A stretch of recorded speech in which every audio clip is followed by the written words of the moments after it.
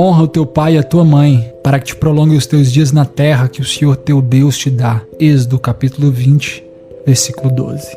Seja bem-vindo, seja bem-vinda a esse momento de reflexão. Meu nome é Márcio Siqueira e você está no Dispense. Já te falei, vou repetir para você. Quer me dar feedback? Está gostando do que está acontecendo aqui? Está gostando dos episódios? Então joga lá nos comentários no YouTube. O YouTube entende que isso é legal. O YouTube manda isso para mais gente. A necessidade da aprovação dos pais. Isso é muito careta. Bom, eu vou explicar o meu nível de caretice. Talvez eu explique todo, talvez eu não explique todo, mas nós vamos para a conversa de hoje. Eu vou começar contando uma história. Aliás, eu vou começar contando para você como eu cheguei nesse assunto. Tem um aplicativo de notícias que eu tenho no meu celular e eu gosto assim de estar mais ou menos inteirado do que está acontecendo. E eu li a capa de uma matéria, eu achei muito esquisita e eu fui ler a matéria. A matéria é entre o relacionamento de Nego do Borel e Duda Reis. E o pai dessa garota que estava se opondo a esse relacionamento. Alguns estavam dizendo que era racismo, outros estavam dizendo que ele estava tentando proteger a filha, que já foi agredida por ele. Enfim, uma conversa muito melindrosa e com muitos detalhes. Resumo da história. Duda Reis, modelo, filha de um médico, iniciou um relacionamento com esse jovem que é um cantor de funk. E esse é um relacionamento muito conturbado porque não tem o apoio dos pais dela. História difícil, né? Já começou pesada. Mas aí essa história me levou para outra história, muito mais pesada que essa. O resumo dessa história que eu vou trazer para você, eu peguei no Aventuras na História, que é um site de história interessante. Falando sobre o que aconteceu há 12 anos atrás. Uma jovem, numa tarde tranquila, Eloá Cristina Pimentel, estava fazendo seu trabalho de escola com outras 3 colegas, isso lá em Santo André, no ABC Paulista. Uma de suas melhores amigas, que era a Nayara Rodrigues da Silva, também estava presente no dia. E ninguém conseguia poderia imaginar o que aconteceria. No dia 13 de outubro de 2008, enquanto as jovens estavam ali estudando, se preparando, fazendo o trabalho que tinha sido exigido delas na escola, o Lindeberg Fernandes Alves, de 22 anos, ex-namorado da jovem Eloá, de então 15 anos, ele traçou planos diferentes. Ele sequestrou Eloá, também ficou com a amiga de Eloá, Nayara, e esse foi o maior cárcere privado da história do estado de São Paulo. Maior em tempo. Foram 100 horas em que se manteve ali. E por que eu estou trazendo essa história? Porque uma das informações que mais se ouviu, ou pelo menos que se ouviu, era de que a mãe de Eloá era contra esse relacionamento. No desfecho, um atirador da polícia desfere um tiro. Esse jovem, ele mata as 2 jovens. É um final muito triste, uma história muito trágica, uma história muito terrível. Significa que toda relação que acontece sem o consentimento dos pais vai seguir para isso? Não. Tem várias histórias de muita gente que começou um relacionamento sem o consentimento dos pais e são felizes. Tem história assim? Você conhece a história assim? Eu conheço a história assim. Vamos imaginar aqui que você vai atravessar a pista. Aqui eu estou falando de Taubim. Você tem uma pista aqui que corre a BR. Se você amarrar os seus olhos e for atravessar a BR, você pode conseguir chegar vivo do outro lado? Pode chegar. Mas a maior probabilidade é que dê alguma coisa errada. Então pode dar certo um relacionamento sem o consentimento dos pais? Pode.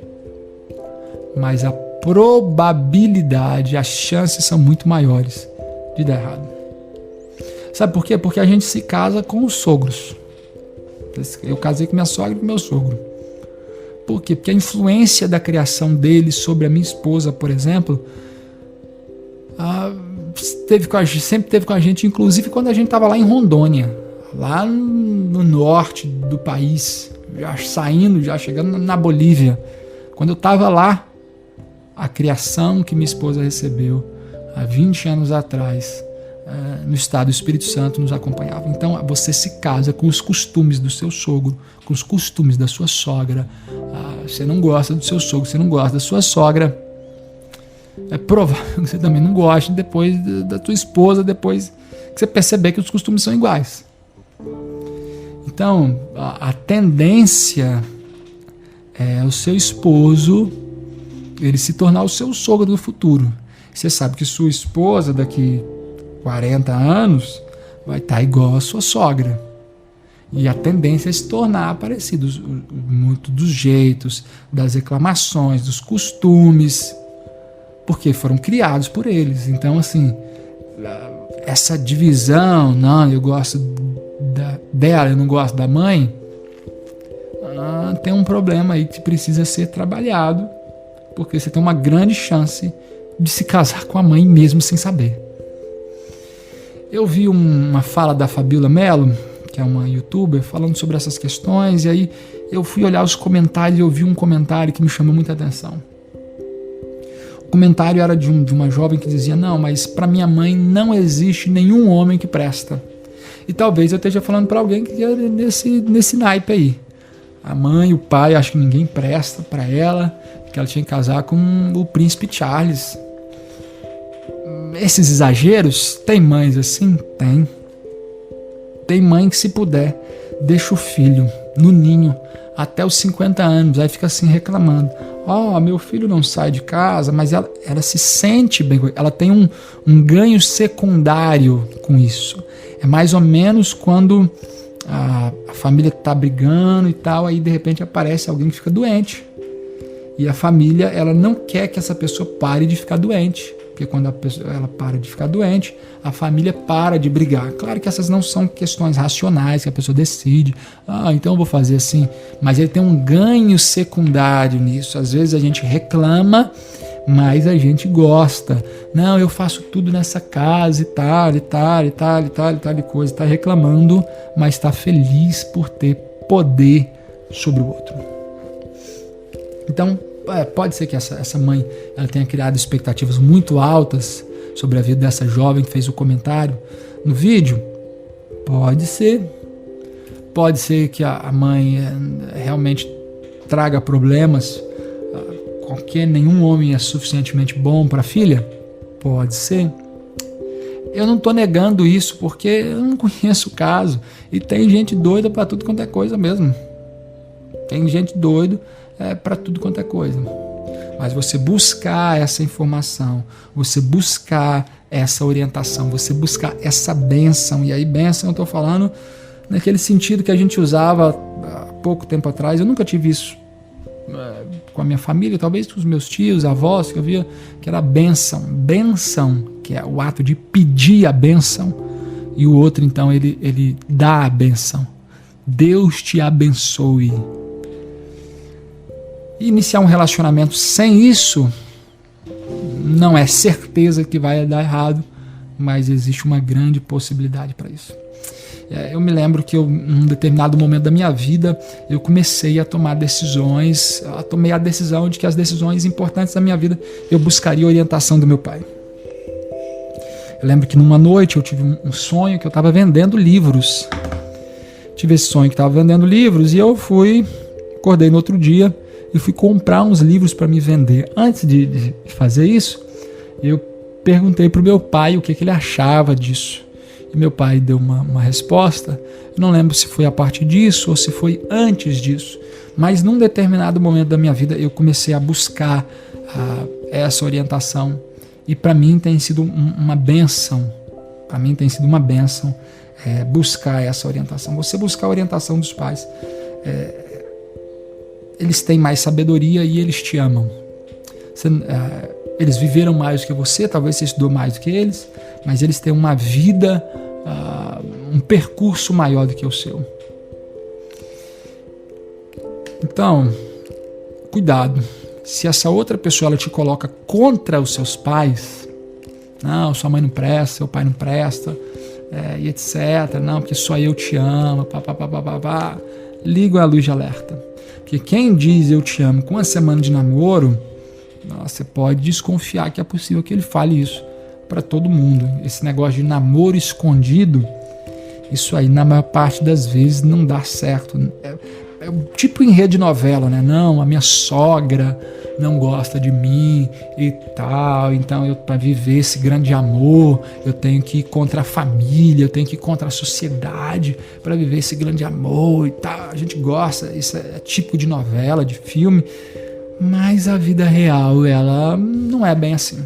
A vida real, ela não é bem assim. A gente ouve, a gente lê, a gente escuta sobre essas coisas, mas a vida é muito mais complexa que isso. Eu peguei aqui um trecho de uma música. Bom, eu não vou nem citar quem escreveu. Eu, procurando sobre o tema no Google, eu achei aqui uma música chamada Namoro Escondido, é o nome da música. Olha só como é que começa a música. É melhor esconder essa nossa paixão. Não precisa ninguém saber.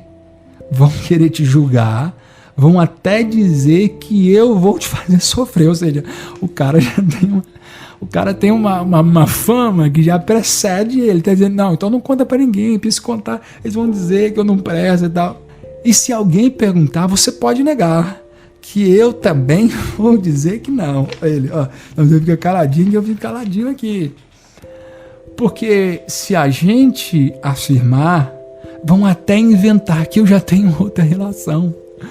Será que vão inventar ou será que esse cara já tem um outro relacionamento e agora ele não quer assumir? Aí ele vive nesse disfarce psicológico que ele cria, que é um personagem. Não, se você fala... igual o político, né, cara? Ele sempre tem certeza que o culpado é o outro, né? E aí eu não estou falando em linhas gerais, porque eu sei que tem vários políticos que são muito competentes, são muito honestos. Aí ele vai dizendo, a música continua dizendo: quando a gente era feliz, o mundo inteiro fez fofoca. Inventaram até que eu passei com outra em sua porta. Era intriga, era inveja, era tanta confusão que a gente separou. Mas agora tudo bem, graças a Deus. Tá resolvido, é por isso que é melhor ficar contigo escondido. Bom, e a música vai dizendo que não é para ninguém saber, que não é para ninguém notar, que é para ninguém ver, que é gostoso, um amor proibido. Se esse relacionamento tem que ser proibido, tem alguma coisa errada. Tem alguma coisa errada. Sabe esse negócio? Não, os outros me invejam, eles têm inveja, eu começo um relacionamento.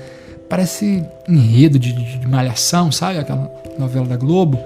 Parece que a pessoa que cresce assistindo essas coisas, ele tem isso. Não, é que estão fazendo uma fofoca, uma intriga, que eles não querem que a gente viva junto.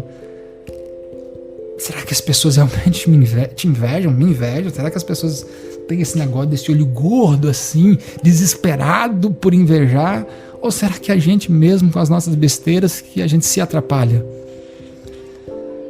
Parece que a gente tem essa necessidade de se sentir o top da galáxia, que eu sou o Justin Bieber de Taubim. Eu sou o Justin Bieber de Taubim. Eles querem, eles estão com inveja do meu carro, da minha casa, do meu tênis. Será que é isso mesmo, cara? Ou será que isso é neurose da tua cabeça? Será que isso é invenção? Será que isso é mania de perseguição? Então, assim, procurar essa informação, procurar essa aprovação, porque assim, pensa, seus pais querem o seu bem, seus pais não querem o seu mal, seus pais querem o seu bem, obviamente. E seus pais querem o seu bem, se eles chamam, então eles vão procurar um pai e uma mãe normal, né? Porque eu falei aqui também que tem pai e mãe doido, né? Mas um pai e uma mãe normal vai procurar formas para te ajudar. Vai procurar formas para te orientar, te auxiliar nesse processo. E é importante a gente buscar isso. Alguém me mandou uma mensagem no WhatsApp: pastor, é assim, vivendo um relacionamento assim, e a mãe e tal, a mãe tem preconceito porque ele é assim, assado e tal, ele é deficiente, não sei o quê.